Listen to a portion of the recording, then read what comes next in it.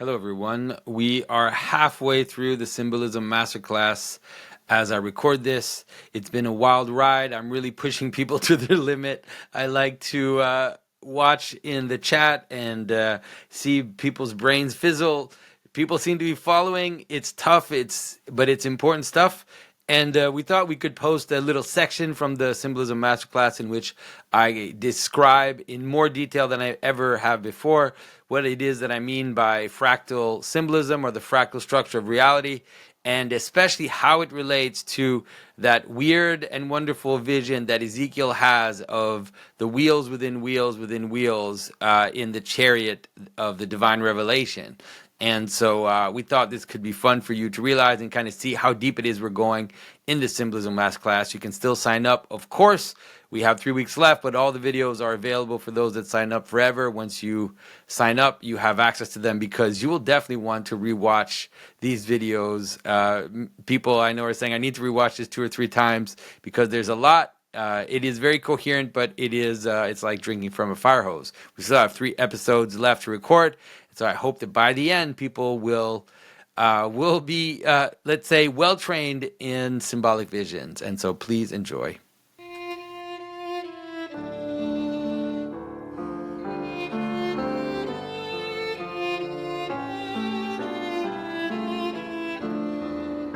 This is Jonathan Pedro. Welcome to the Symbolic World.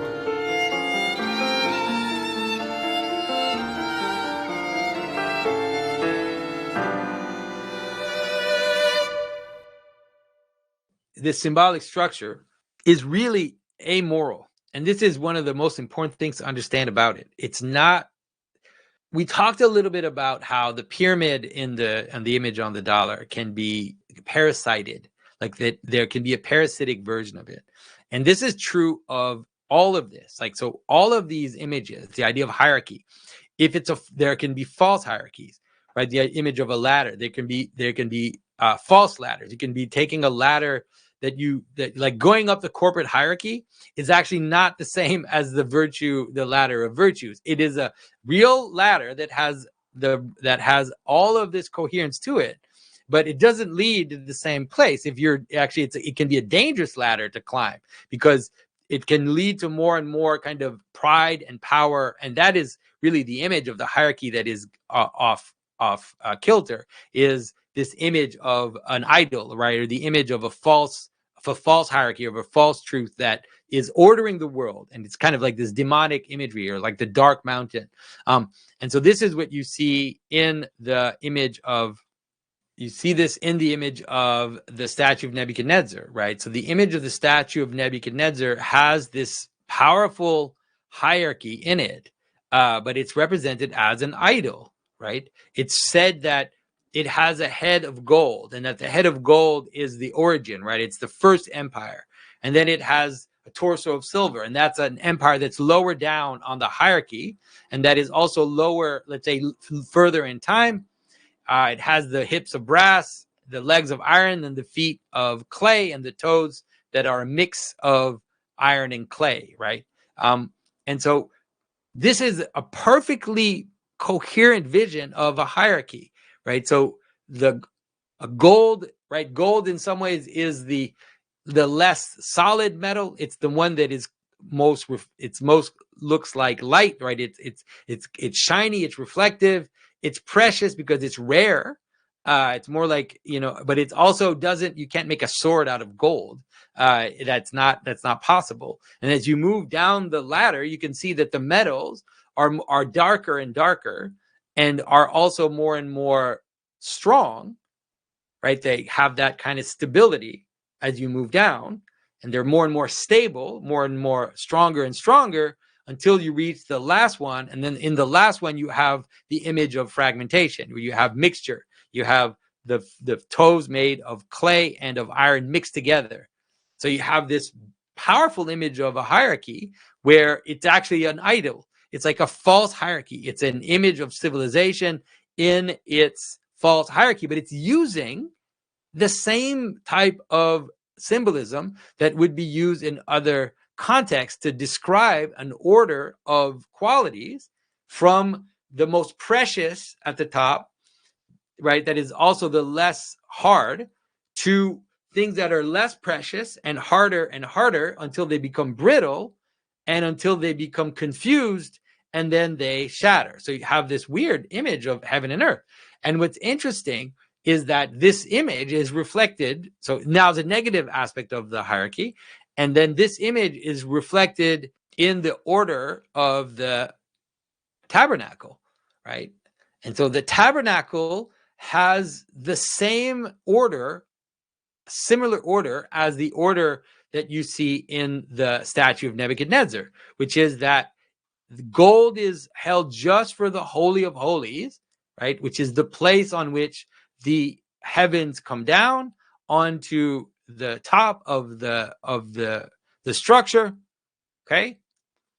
And then there's silver that are made out of parts in the holy place and in the sanctuary, but gold is just for the Holy of Holies, the highest place of the sanctuary. And then after that, you have bronze is used in the outer court. So you have the bronze that is used out here, and then ultimately on the outside, you have the clay, right? You just have the dirt, you just have the dust of the ground that is outside and is not part of the sacred order, we could say. Okay. And so Kwame Owusu says, why is the Nebuchadnezzar statue a symbol of false hierarchy? Well, in the story of Daniel, it's represented as an idol that is meant to be worshipped. And so the image, Daniel sees the story of Nebuchadnezzar in a dream, and he sees this statue that is above, and then it sees that there's a mountain that is next to it, and a stone comes from the mountain. It's really a good idea to understand the stone as being from the top. So a stone at the top of the mountain breaks off and then rolls down and then destroys the statue. So that's the dream of Nebuchadnezzar. And so you could understand that it is an image of a false hierarchy that gets set up. And then that which comes from the holy mountain, from the top of the holy mountain, this stone that is actually uncut by men, which is only made by God, rolls down the mountain and then breaks the statue apart, right? So that image of the stone that of course it's an image of Christ, but you could understand it as something that is not artificial, the true nature, the true hierarchy manifesting itself and destroying the false hierarchy. So that image can be represented, it's represented in many places in scripture, where you have let's say the Israelites leaving Egypt, where they have a pharaoh and they have a whole civilization that is falsely aligned. It's very powerful, but it's falsely aligned. And then they go through, right? They leave that, and then they go up the mountain to receive the true revelation, right? And in that process, the Pharaoh's men get drowned in the sea. And so you can kind of see it's a similar idea, where it's like you have to destroy the evil hierarchy in order to build. So think about it like you have little hierarchies in you, like sins that are little hierarchies that order behavior towards purposes and that are evil purposes. And so you have to deconstruct those before you actually move up the path, right? And so it's just important to understand that. So the reason why I'm saying that is that gold is used in the Holy of Holies, and it's used to make idols. And so the question is, what does gold mean? And gold means, it depends in what story you're placing the gold. And so gold can be an image of the holiest thing dedicated to God. And gold can be like King Midas worshiping riches and turning everything into gold in a way that makes him have no body, right? So he's just a head. And because he's worshipped gold, he now cannot feed himself anymore. He no longer has access to his body. So you can see how the same image is used in different contexts in order to manifest the different purposes. Okay. Zach Mack says, depends is always a safe answer, but it doesn't depend on anything. It actually depends on the context.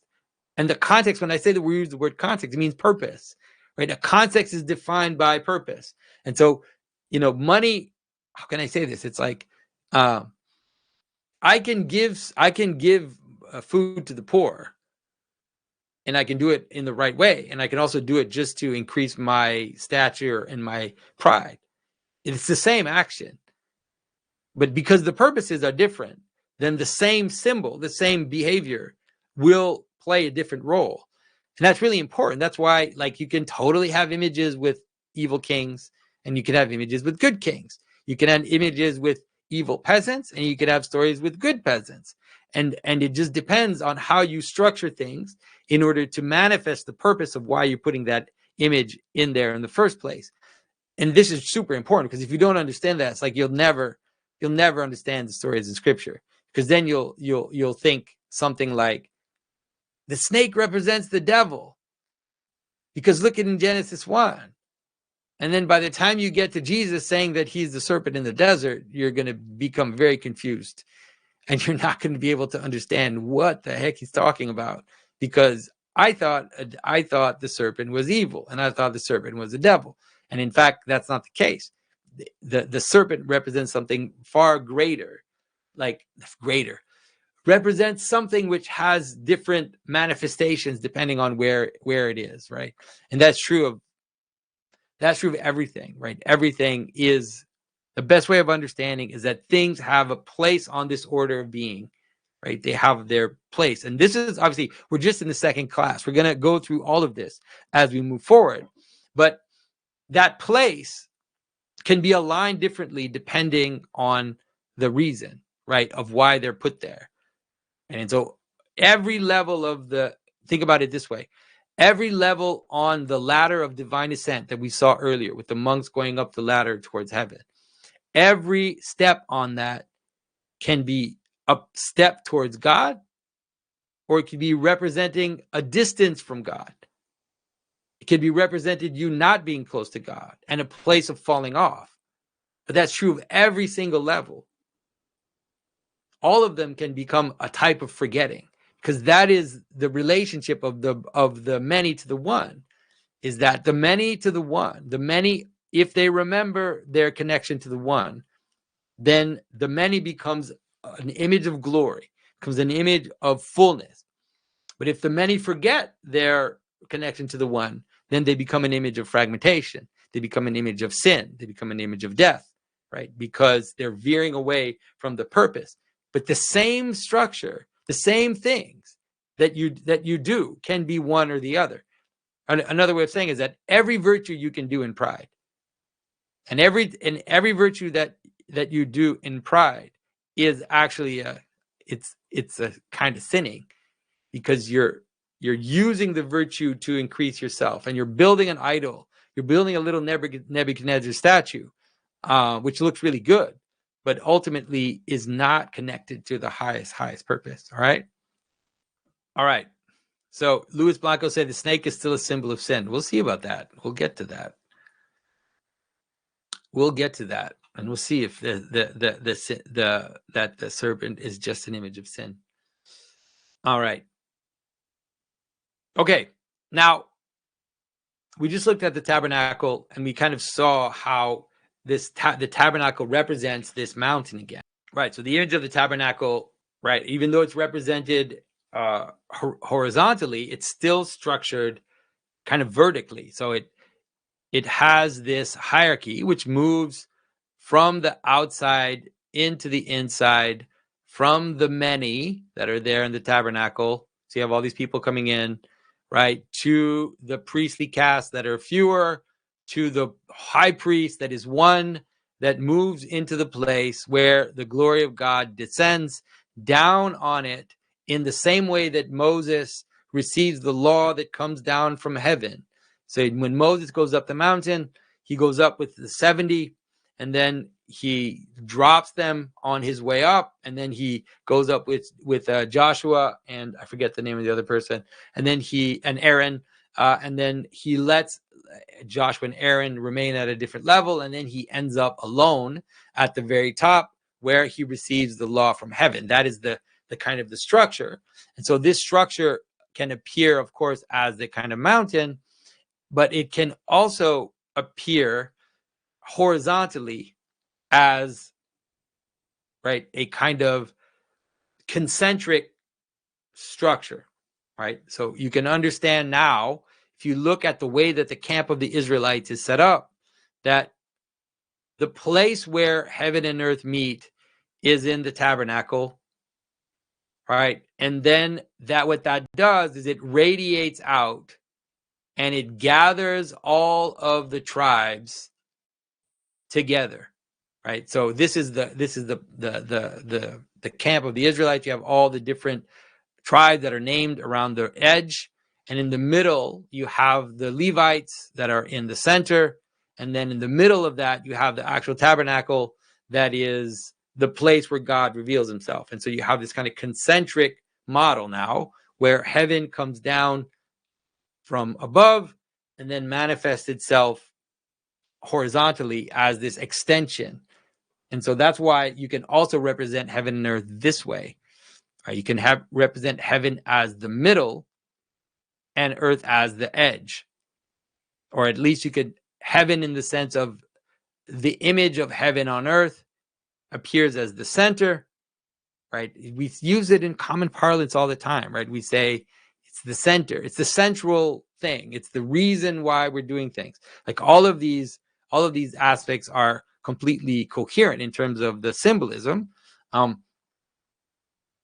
right? And that's why the image of the wheel is one of the images that represents this so powerfully, because a wheel is exactly the image of, you could say, a way in which all the multiplicity, right? So all of these multiple aspects are joined in and joined by the center, right? So the center is collecting all the multiplicity into itself. It's giving it its direction, is giving it its purpose. And in the wheel, it's particularly true and particularly interesting, because when a wheel is turning, the actual axis, like the actual axis of the wheel, the place around which the wheel is actually turning, is a virtual point. It actually doesn't have extension. It doesn't have extension in space. It's just like a virtual point in the middle, and then all the multiplicity is turning around that virtual point. And so there's you could say there are different reasons of why to represent the purpose or the heaven or the reason as the top of something, at the top of the ladder, the head, or as the heart, right? As the middle. And there's a distinction between the two, right? You could think of the heart tends to emphasize more the place where heaven and earth meet, but ultimately they play very similar roles. Like they play very similar roles in practice, right? And so sometimes there's a reason to distinguish them, and we can look at those at some point, but they play distinguishing roles, and they kind of compete, like in a way, like they kind of compete in different ways of representing it. So a good example of, not that they compete, but that they kind of alternate. So a good example of a place where they alternate is of course in Dante. Like in Dante, he is joining this imagery of a kind of concentric world and a mountain, right? And this is also where you can start to understand the yin yang symbol a little more. This is going to get a little esoteric, because until now I've represented heaven as a point, right? I've said heaven is a point. It's things that culminate to each other, but that's really, you could say, where heaven appears, because it's the place where things meet. And when heaven manifests itself, it always manifests itself as a point. But you can also represent heaven as an expanse, of actualities, like as an expanse of names, right? An infinite, like, opening up. And then it's only when it comes down onto the world that it manifests itself as a point. This is where the image of the Trinity becomes relevant, where it's like we don't actually believe that the world culminates just into one, that it is in some ways there's an expansive element to that to that unity, which is beyond the unity itself. And in Dante, he's always trying to represent this. And so basically, he represents both in some ways the idea that God is the center, but that also God is also kind of surrounding all of us. And so God appears in your heart, but the truth of it is that you are in God, right? So that's when symbolism goes very, very, very subtle. Usually, most of the time when I talk about it, I'm always talking about the point and the center and how things kind of culminate into one. But this is supposed to be the masterclass, folks. And so you have to be able to kind of expand your mind and understand that ultimately the truth of it is that it's a point and a center, but we are also, you could say, in God. And that's why some representations will look different. And this is why in Dante, he plays with that. So on the one hand, he makes these mountains that you're constantly ascending in order to kind of go up. But he represents the heaven as this thing in which we're contained.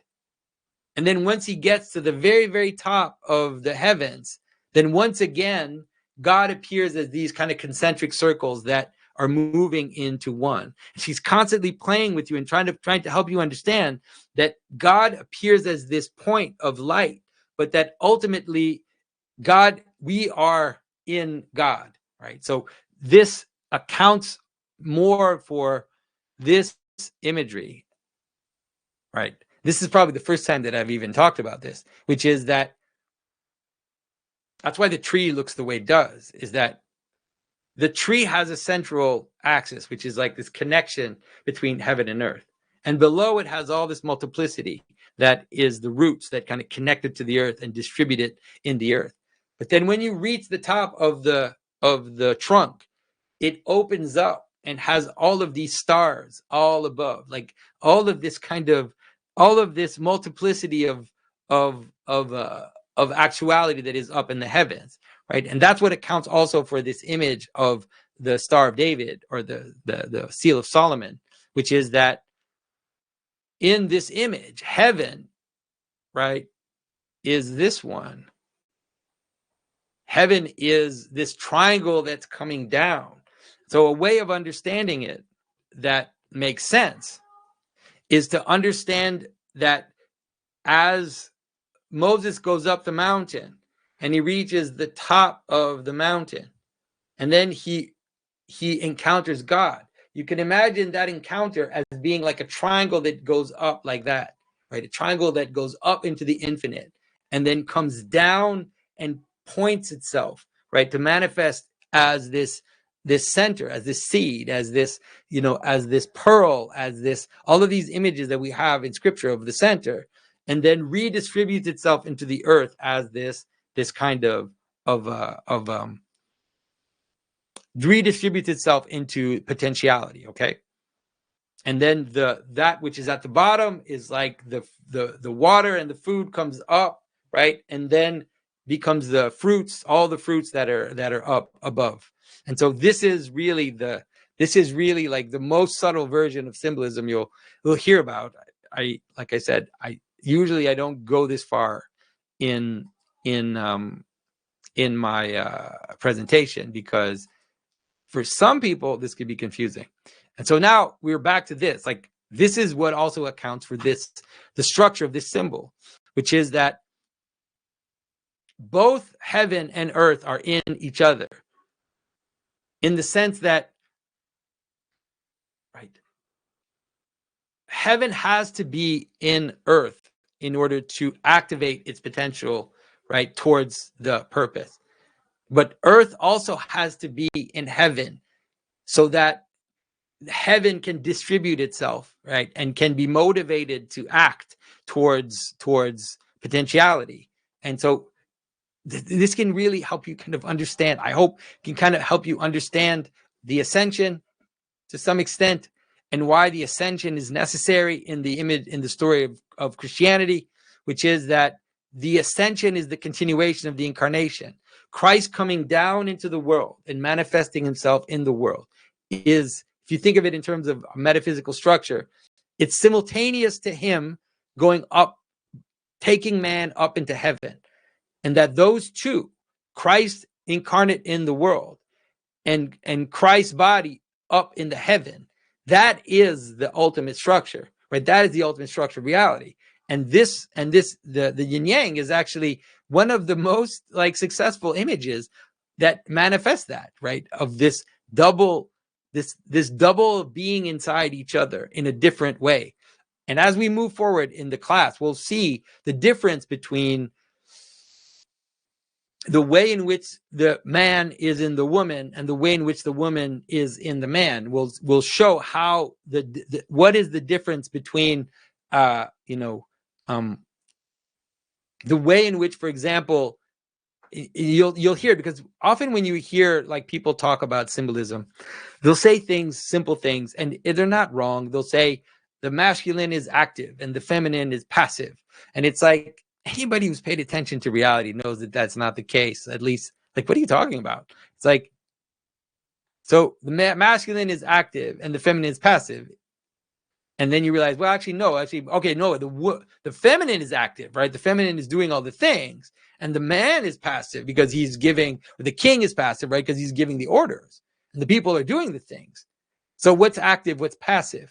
And it just really depends on how from what perspective you're looking at it and how you're seeing what in what, and we'll distinguish all this. Like, you'll see, it'll make sense. But I wanted to kind of take you on a limb and push you a little bit. There's no way we're getting to the end of this presentation today. It's just absolutely no way. All right. Okay, but let's get back to the wheel, because the wheel is an important image to kind of understand this. So we have this beautiful quote from Saint Nicodemus of the Holy Mountain. He says, "We must therefore keep in mind that as the center of a wagon wheel has a certain number of spokes going out to the circumference of the circle, and so returning to the center where they meet, so also is the heart of man like a center where all the senses, all the powers of the body, and all the activities of the soul are united." All right. And so Saint Nicodemus talking about this image of the wheel as an image of the relationship of the heart to the externalities of the person, of the heart to your senses, to your being. And so that's why you can have all this type of imagery that is represented, you could say, as image of radiation from a center. And many religious images have that structure. And that's why it's important to understand it, because if you want to be able to know why sometimes you represent the relationship of Christ to the world like this, right? Instead of Christ at the top of the mountain, like, you can totally understand how now it makes complete sense, because Christ is the center of the cosmos, and around him are the 12, right? The 12 tribes, the 12 signs of the zodiac, the extension of his rule and his identity in the world. Okay, but this is a universal image. I think that it takes its highest form in Christianity, but you will see it manifested in every single culture. So the symbolism of the wheel, obviously, some of you will know this. This is the what is it called? The wheel of karma, which is this idea of the Buddhist wheel with the way in the center, and then the eightfold path of the Buddha, moving away from the central vision of enlightenment into the practices that people are supposed to embody in order to reach the center of the wheel. But it's there in it's just everywhere. Here are a few examples. This is the native medicine wheel, which is this wheel that is separated into four, right? And the four are joined together in the center of the wheel. Obviously, you see people making mandalas. Everybody loves mandalas today because the mandala has the same structure. And of course, that's what the swastika means as well. I know the swastika has been captured by horrible political forces, but the swastika is one of the oldest images in the history of the world. Like it has this sense of a unity of multiplicity and this kind of turning wheel that is related to a central axis. Yeah, someone said the compass rose. What do you think my next slide is? I mean, you probably are looking at the slide presentation. Right. So the compass rose is a good way to kind of understand one aspect of this symbolism and how it's all going to kind of join together in this fractal pattern that I'm telling you about, and how there is this cosmic way of representing how all of these purposes embed themselves together. And so in the directions, right, this idea of the rows of directions, you are acting as the center, right? You are the one standing here in the middle of this rows, and you are connecting heaven and earth. Why are you connecting heaven and earth? Because you are the one who knows where they're going. You're the one who cares where they're going. You're the one who needs the world to be separated into direction in order to direct your action. And so you stand there, and then you have this directionality that lays itself out in front of you, which represents also your separated into four, because you're separated into four as well. We'll look into that later. You have in front of you, you have behind you, and you have left, and you have right. And that is how the human being functions. And it makes complete sense to separate the world that way, because when you experience the world, that is also how you experience it. As you look at the things move up in the heavens, and you see these things moving east to west, you notice that in the north, the light never goes. You notice, that the sun always moves from the east to the south and then comes back into the west, that there is a kind of coherence to the world, and that you have to understand that. You look at the heavens. This rose, right, comes from looking at the heavens, by the way. It doesn't come from looking at the earth. You can't get directions from looking at the earth. You get them from looking at heaven. Then you infer them in the earth, but you get them from looking at heaven. All right. And so now once you get that kind of sense, you can understand that one of the best images of the world that you can come up with is this, right? And so you have this vertical heaven, right? And then you have the earth as a wheel. The earth is a wheel that turns around the vertical heaven. So the heaven is the axle of the wheel, is the axis of the wheel. It provides stability. It also provides direction, right? It provides the let's say the center of the movement. It's the stillness in the turning, right? It's the heart, right? It's the place where all the multiplicity is gathered. And so this axis represents a kind of connection, and then the wheel is turning like this, right? So you can see how it is just another version of this. So you have heaven, which is the axis, and then you have the wheel, which is turning.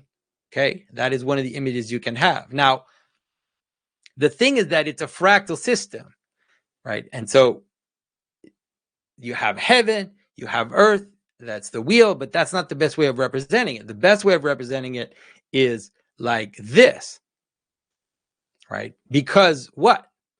Because you have the ladder, right? This is the ladder. So you have the vertical, and then each horizontal is a wheel. Each horizontal is a gathering of multiplicity towards the purpose at that level in the ascent into heaven, right? So you have wheels stacked on wheels. All right. Is an even better way of representing it. And you could represent it this way, right? This is even better way of representing it. Why is it better to represent it this way? Right? Because the higher you are on the axis, the closer you are to the very, very purpose of the whole hierarchy in itself. So you have a hierarchy of purposes like this. The wheel at the top is smaller, just like the high priest in the tabernacle, just like Moses at the top of the wheel. He's gathering his small possibilities into the top, but he has under him a bigger wheel that has more, and under that a bigger and bigger and bigger wheel that are all gatherings of multiplicity into the axis. And so you have this ladder that moves up into heaven that is a series of wheels, right, that are going up the ladder of the world, right? Right, so you can think of it like this border of the wheel that goes around the axis, right? You can think of it as a serpent. It's a good way of thinking about it. It's chaos on the very, very edge, right? It's the Ouroboros on the edge, okay? Now, the truth is that none of these things are separated, right? And so it's like we separate them and they then make sense, but they're all actually connected together, right? And so although the let's say if you have a car and you have different parts of the car, right? The cars are connected in their purpose, but they're also connected, like they have to be connected even in space. They have to have some like proximate connection, some measurable connection, you could say, that makes them participate in the whole. And that's why an even better way of representing this, which is not just a bunch of wheels, it's a spiral, right? So you have a spiral that is turning, that is going around an axis, right? So it is like this. This is the way that you represent the world, right? The world is a spiral of wheels, right? That is going up an axis. It's a ladder, but it's not just a ladder. It's like a spiraling ladder that goes the way to the top. That's what, again, the same thing, the serpent around the pole or the serpent around the tree. That is what it is representing. You know, in the story of the fall, now you could say it's something like it's the periphery of the wheel that's competing with the tree. It's competing with the structure, but it can also be an expression because it is all of these possibilities kind of moving up and joining together, right, towards the highest purpose. And that's, of course, why the Christmas tree is the best, is one of my favorite examples. Obviously, the Christmas tree is one of my favorite examples because it's one that we make every year. You put it there. It's a triangle. It's like a cone that moves all the way down, and then you put these things around it that move up into the star, and the star is the top. The star is the thing that gives the whole thing meaning. It's the image of heaven itself that is at the top of the tree that now orders the entire structure in this way. Okay, and so this is what you mean. So we have this relationship of macrocosm to microcosm, right? So you have these little wheels that are microcosms that are joined to the macrocosm, which is this hierarchy that joins it together. You can understand it in any single way that you want. And then all things that exist will have that structure. There'll be little incarnations of heaven and earth that are connected more and more and more and more to the heaven, right? So let's go crazy because we're almost done. I'm going to finish very soon here. So let's go crazy. Let's realize that the way that I've shown it until now is actually not sufficient.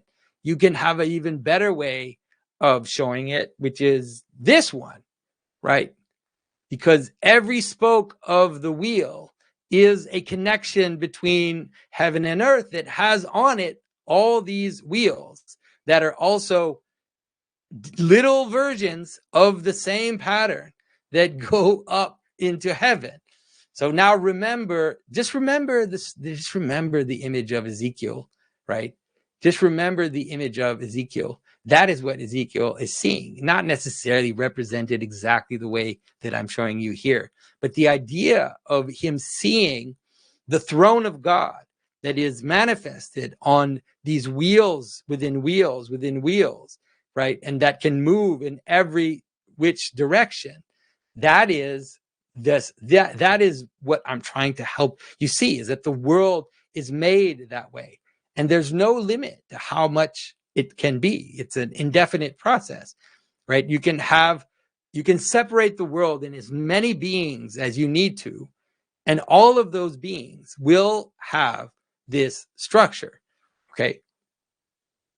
So just for fun, I even went further. And so it's like, imagine now a giant wheel that you can't even see with every spoke having a wheel with a spoke, with wheels, with the spoke, and you could keep going indefinitely.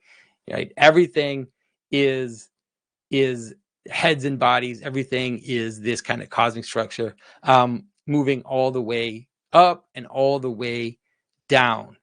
All right. So now that I've driven you all completely insane, what we're going to do is I'm going to take a few questions. I know we're past our time, but I kind of made you suffer there for the few minutes. We're going to take some questions, and then next week I'm going to separate so that we can continue this part, and hopefully we can make it land a little more, because I was like, I'm in some ways stopping in the worst possible place, because I'm going to take you into crazy land, and then make you land in completely just everyday life. But sadly, we're gonna have to do that next week. So please trust me that I'm not insane, and that this will absolutely make sense to you. But I wanted to show you how far this vision of fractals and this vision of how little purposes are embedded in larger purposes. And like I said, that's what Ezekiel saw. Ezekiel saw the wheel,